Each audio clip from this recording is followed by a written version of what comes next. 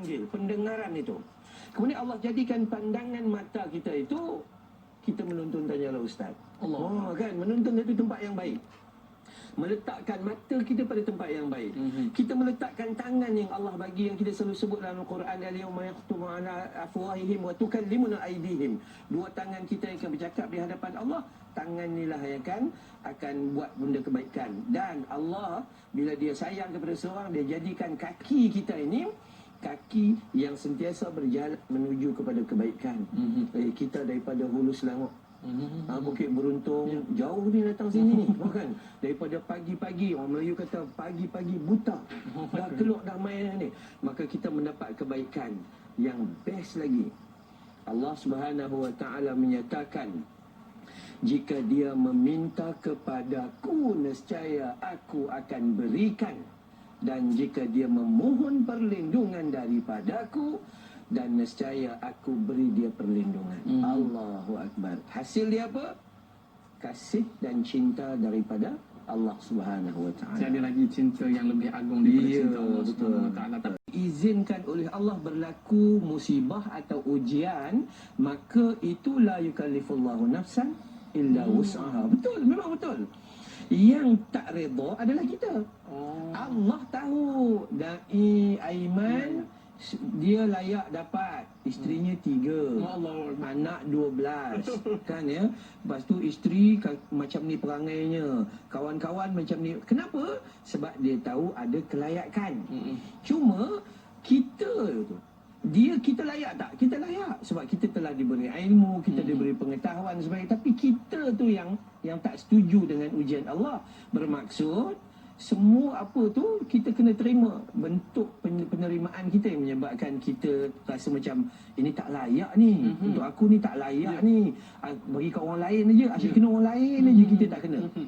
Tu kena faham dari sudut situ. Wallahu a'lam. Dan seberat-berat ujian terhadap manusia tidak lain dan tidak bukan para nabi dan rasul. 25 para nabi dan rasul didatangi macam-macam tugasan dan ujian. Berhadapan dengan kepelbagaian daripada zaman Nabi Nuh AS dengan ujian ni. Ketidaktaatan bukan hanya dari kaumnya, tapi daripada isteri dan anaknya, keluarga sendiri. Allah. Ya, bagaimana turun kepada Nabi Lut AS, dia punya musuhnya itu bukan hadir daripada orang lain, malah isteri dia juga menentang dia. Begitulah para nabi dan rasul, malah mereka ini diuji dengan ujian yang begitu besar.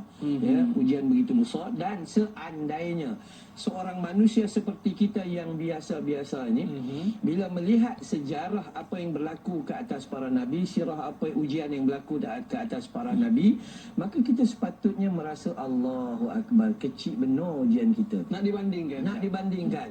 Bagaimana Nabi SAW ketika dia dilontar dengan batu, dicederakan ketika ke Taif. Kita melihat sejarah cukup dahsyat. Bagaimana Nabi SAW juga di pulau dan sebagainya, macam-macam keadaan. Maka kalau kita tengok sejarah, maka kita akan belajar daripada perkara tersebut, dan kita akan dapat seandainya kita mahu memanfaatkan sejarah tersebut. Kita baca macam-macam sejarah, cuma kita baca je. Baca daripada Mesut Tadika, tengok cerita, tengok-tengok udah tua dah daripada Tadika dulu. Kan ya?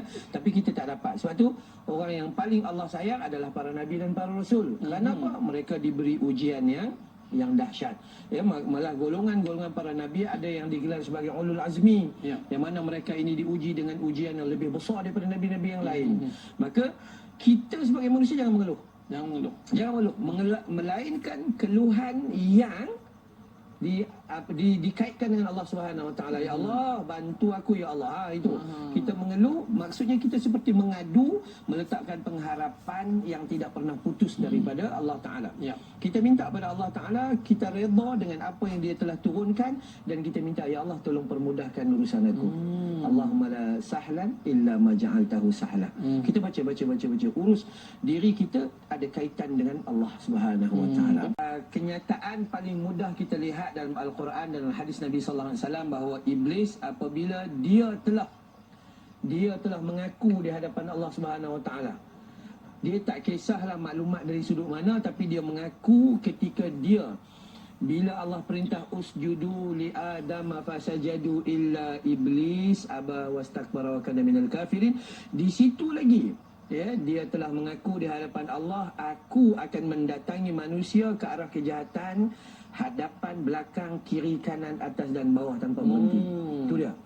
Maka cuma bedanya adalah apabila manusia itu dicintai Allah, maka iblis akan lebih berusaha lah, lebih berusaha. Tapi bila mana kita sudah dicintai Allah, maka kita don't worry, always be happy. Kan? Kita berada dalam keadaan cinta Allah, maka iblis jauh daripada kita. Iblis jauh daripada kita.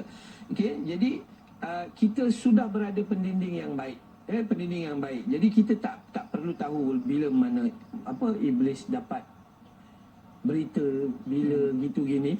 Kenapa? Sebab asasnya sikap dan perangai dia memang nak menjahanamkan manusia yang beriman. Kan? Jadi dia tak kacau orang yang dah kafir. Dia tak kacau. Dia dah tak kacau dah yang orang ini. Tapi yang dia kacau, inilah orang ni. Kadang-kadang ada orang kata, kenapa ya Ustaz berlaku banyak histeria di sekolah agama? Tapi sekolah-sekolah biasa tak jadi pun. Kalau jadi pun hanya atas orang Islam saja. Itu kita kena faham lah tu. Kena faham bahawa kita ni belajar benda-benda yang ghaib. Benda-benda ghaib, dan mereka ini benda-benda ni seperti keluarga iblis ini, dia mengganggu orang-orang yang pergi ke arah kebaikan, dan membiarkan manusia yang pergi ke arah kejahatan. Dah jadi ini lebih kurang macam aku. Member aku ni tak payah biarkanlah. Malah tugas aku pun dia buat. Tu kan dia Dah tolong buat. Tolong lagi tu. Maka sebab itu kata Imam Al-Ghazali. Al-Ghazali kata manusia mengambil tugasan setan, iblis. Maka iblis boleh istirahat. Manusia ada sifat dengki dan iri hati, manusia buat fitnah dan mengumpat. Ini semua kerja iblis. Semua kerja iblis. So sebab tu kita harus faham bahawa di mana kita berada, kita kena lari daripada iblis dan mengharapkan cinta daripada Allah Subhanahu Wa Taala.